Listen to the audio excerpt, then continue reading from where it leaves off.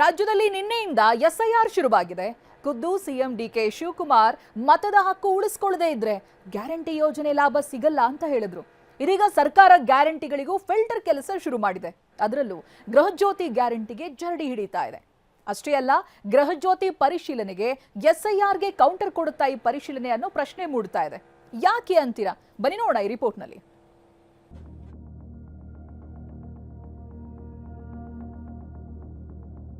ಎರಡೂವರೆ ವರ್ಷಗಳ ನಂತರ ಇದೀಗ ಗೃಹಜ್ಯೋತಿಯ ಪುನರ್ ಪರಿಶೀಲನೆ ಕಾರ್ಯ ಆರಂಭವಾಗಿರುವುದು. ಮಾನ್ಯ ಮುಖ್ಯಮಂತ್ರಿಗಳು ಹಾಗೂ ಇಂಧನ ಸಚಿವರ ನಿರ್ದೇಶನದಂತೆ ಹೆಚ್ಚುವರಿ ದಾಖಲೆಗಳನ್ನು ಮತ್ತು ಮಾಹಿತಿಗಳನ್ನು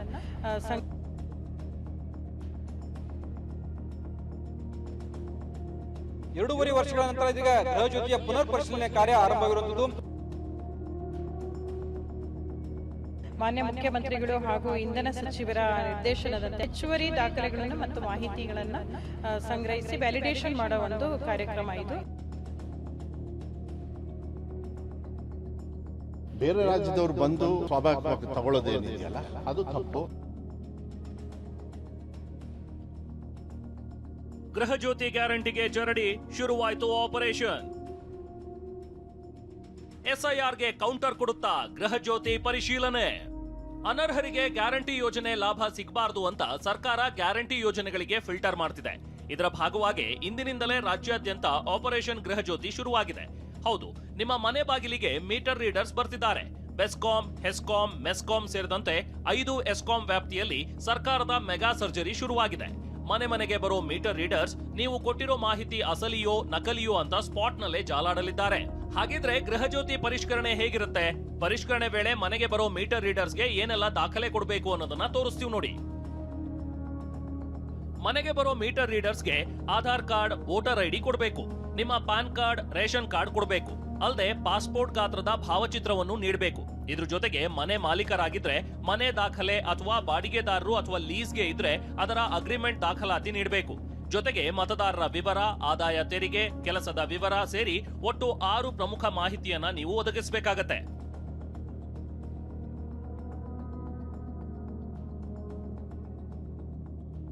ಹುಬ್ಬಳ್ಳಿಯಲ್ಲಿ ಆಗಲೇ ಆಪರೇಷನ್ ಶುರುವಾಗಿದ್ದು ಸರ್ವರ್ ಪ್ರಾಬ್ಲಮ್ನಿಂದ ಸಿಬ್ಬಂದಿ ಹೈರಾಣಾಗಿದ್ದಾರೆ. ಇನ್ನು ಕೇವಲ 2 ತಿಂಗಳಲ್ಲಿ ಈ ಕಾರ್ಯಾಚರಣೆ ಮುಗಿಸಲು ಇಂಧನ ಇಲಾಖೆ ಡೆಡ್ಲೈನ್ ಕೊಟ್ಟಿದೆ. ಇತ್ತ ಬಾಗಲಕೋಟೆಯಲ್ಲಿ ಇಂದು ಬೆಳಿಗ್ಗೆ 8:30ರಿಂದಲೇ ಗೃಹಜ್ಯೋತಿ ಫಲಾನುಭವಿಗಳ ಮರು ಸರ್ವೆ ಕಾರ್ಯ ಆರಂಭವಾಗಿತ್ತು. ತೆರಿಗೆ ಪಾವತಿದಾರರಾದರೆ ಪ್ಯಾನ್ ಕಾರ್ಡ್ ಪಡೆದು ಸಮೀಕ್ಷೆ ನಡೆಸಲಾಯಿತು. ಕರ್ನಾಟಕದ ವೋಟರ್ ಐಡಿ ಇಲ್ಲದವರಿಗೆ ಇನ್ಮುಂದೆ ಗ್ಯಾರಂಟಿ ಭಾಗ್ಯ ಇಲ್ಲ. ಸರ್ಕಾರ ಮಾಡ್ತಿರೋ ಈ ಫಿಲ್ಟರ್ ಹಿಂದಿನ ಅಸಲಿ ಗುಟ್ಟೇನ್ ಗೊತ್ತಾ? ಇಲ್ಲೇ ಇದೆ ನೋಡಿ ಬಿಗ್ ಟ್ವಿಸ್ಟ್. ಹೊರ ರಾಜ್ಯದವರಿಗೆ ಅಂದ್ರೆ ಕರ್ನಾಟಕದ ವೋಟರ್ ಐಡಿ ಇಲ್ಲದೆ ಇರೋರಿಗೆ ಇನ್ಮುಂದೆ ಗ್ಯಾರಂಟಿ ಭಾಗ್ಯ ಇರೋದಿಲ್ಲ. ಆದಾಯ ತೆರಿಗೆ ಕಟ್ಟುವವರಿಗೂ ಗೃಹಜ್ಯೋತಿಯಿಂದ ನಿರ್ದಾಕ್ಷಿಣ್ಯವಾಗಿ ಕೊಕ್ ಬೀಳುತ್ತೆ. ಇದು ಮೇಲ್ನೋಟಕ್ಕೆ ಕಾಣೋ ಕಾರಣವಾದ್ರೆ ಇದರ ಹಿಂದೆ ಭಾರಿ ದೊಡ್ಡ ಪೊಲಿಟಿಕಲ್ ಮಾಸ್ಟರ್ ಪ್ಲಾನ್ ಕೂಡ ಅಡಗಿದೆ. ಮತದಾರರ ಮಾಹಿತಿ, ಜಾತಿ ಸಂಗ್ರಹಕ್ಕೆ ಮುಂದಾದ ಸರ್ಕಾರ. ಎಸ್ಐಆರ್ಗೆ ಕೌಂಟರ್ ಕೊಡುತ್ತಾ ಗೃಹಜ್ಯೋತಿ ಪರಿಶೀಲನೆ. EPIC card number. ಎಪಿಕ್ ಇದರ ವಿಸ್ತೃತ ರೂಪ ಎಲೆಕ್ಟರ್ಸ್ ಫೋಟೋ ಐಡೆಂಟಿಟಿ ಕಾರ್ಡ್, ಅಂದ್ರೆ ಚುನಾವಣಾ ಭಾವಚಿತ್ರ ಗುರುತಿನ ಚೀಟಿ. ಇದು ಭಾರತೀಯ ಚುನಾವಣಾ ಆಯೋಗ ಪ್ರತಿಯೊಬ್ಬ ನೋಂದಾಯಿತ ಮತದಾರನಿಗೆ ನೀಡುವ 10 ಅಂಕಿಯ ವಿಶಿಷ್ಟ ಗುರುತಿನ ಸಂಖ್ಯೆ. ಚುನಾವಣೆಗಳಲ್ಲಿ ಮತದಾನ ಮಾಡಲು ಇದು ನಿಮ್ಮ ಅಧಿಕೃತ ಗುರುತಾಗಿ ಕಾರ್ಯನಿರ್ವಹಿಸುತ್ತೆ. ನಕಲಿ ಮತದಾನವನ್ನ ತಡೆಯಲು ಇದು ಸಹಾಯ ಮಾಡುತ್ತೆ. ವಿಷಯ ಅಂದ್ರೆ ಸರ್ಕಾರಿ ಯೋಜನೆಗೆ ಎಪಿಕ್ ಕಾರ್ಡ್ ಕಡ್ಡಾಯವಲ್ಲ. ಆದ್ರೂ ಗೃಹಜ್ಯೋತಿ ಪರಿಷ್ಕರಣೆ ನೆಪದಲ್ಲಿ ಸರ್ಕಾರ ವೋಟರ್ ಐಡಿ ನಂಬರ್ ಕಲೆಕ್ಟ್ ಮಾಡಲು ಮುಂದಾಗಿದೆ. ಹೀಗಾಗಿ ಇದು ಎಸ್ಐಆರ್ಗೆ ಕೌಂಟರ್ ಕೊಡಲು ಮಾಡ್ತಿರೋ ಪರಿಶೀಲನೆಯ ಅನ್ನೋ ಚರ್ಚೆ ನಡೀತಿದೆ. ಯಾಕೆಂದ್ರೆ ಸರ್ಕಾರಿ ಯೋಜನೆಗೆ ಎಪಿಕ್ ಕಾರ್ಡ್ ಕಡ್ಡಾಯವಲ್ಲ. ಆದ್ರೆ ಗೃಹಜ್ಯೋತಿ ಗ್ಯಾರಂಟಿ ಪರಿಶೀಲನೆಗೆ ಸರ್ಕಾರ ಎಪಿಕ್ ಕಾರ್ಡ್ ಕಡ್ಡಾಯ ಮಾಡಿದೆ. ಇದರಿಂದ ಸರ್ಕಾರದಿಂದಲೂ ಚುನಾವಣಾ ಆಯೋಗದ ಬಳಿ ಇರುವ ಮಾಹಿತಿ ಸಂಗ್ರಹವಾಗುತ್ತೆ. ಅಂದ್ರೆ ನೈಜ ಮತದಾರರ ಮಾಹಿತಿ ಅಧಿಕೃತವಾಗಿ ಸಂಗ್ರಹವಾದಂತಾಗುತ್ತೆ. ಇದು ಎಸ್ಐಆರ್ ನಿಂದ ಯಾರು ಕೈಬಿಟ್ಟು ಹೋಗದಂತೆ ಸಾರ್ವಜನಿಕರೇ ತಡೆಯಲಿ ಅಂತ ಸರ್ಕಾರ ಪ್ಲಾನ್ ಮಾಡಿದಂತೆ ಕಾಣ್ತಿದೆ. ಯೋಜನೆ ಫಲಾನುಭವಿಗಳು ಎಸ್ಐಆರ್ ನಲ್ಲಿ ಭಾಗಿಯಾಗಲಿ ಅನ್ನೋದು ಸರ್ಕಾರದ ಉದ್ದೇಶ. ಇದರಿಂದ ಕರ್ನಾಟಕದ ಮತದಾರರೆಷ್ಟು ಎಂಬ ವಿವರ ಸಂಗ್ರಹ ಆಗುತ್ತೆ. ಅದರೊಂದಿಗೆ ಫಲಾನುಭವಿಗಳ ಜಾತಿ ಕೂಡ ಅಪ್ಡೇಟ್ ಆಗಲಿದೆ. ಉಚಿತ ವಿದ್ಯುತ್ ಪಡೆಯುತ್ತಿರುವವರ ಪ್ರವರ್ಗ ಕೂಡ ಸಂಗ್ರಹವಾಗುತ್ತೆ. ಆದ್ರೆ ಸರ್ಕಾರದ ಈ ನಡೆಗೆ ವಿಪಕ್ಷ ನಾಯಕ ಆರ್ ಅಶೋಕ್ ಕೆಂಡಾಮಂಡಲರಾಗಿದ್ದಾರೆ. ಚುನಾವಣೆಗೂ ಮುನ್ನ ಉಚಿತ ಅಂತ ಬೊಬ್ಬೆ ಹೊಡೆದು ಅಧಿಕಾರಕ್ಕೆ ಬಂದ್ರು ಈಗ ಖಜಾನೆ ದಿವಾಳಿಯಾಗಿದೆ ಅನ್ನೋದನ್ನ ಮುಚ್ಚಿಡೋಕೆ ಈ ಕತ್ತರಿ ಪ್ರಯೋಗ ಮಾಡ್ತಿದ್ದಾರೆ ಅಂತ ಪೋಸ್ಟ್ ಮಾಡಿದ್ದಾರೆ. ಹೀಗೆ ಪರಿಷ್ಕರಣೆಗೆ ಮುಂದಾಗಿರೋ ಸರ್ಕಾರದ ವಿರುದ್ಧ ಸಿಟಿ ರವಿ ಕಿಡಿಕಾರಿದ್ದಾರೆ. ಎಲ್ಲರಿಗೂ ಉಚಿತ ಅಂದು ಈಗ್ಯಾಕೆ ಪರಿಷ್ಕರಣೆ ಅಂತ ಪ್ರಶ್ನಿಸಿದ್ದಾರೆ. Unit free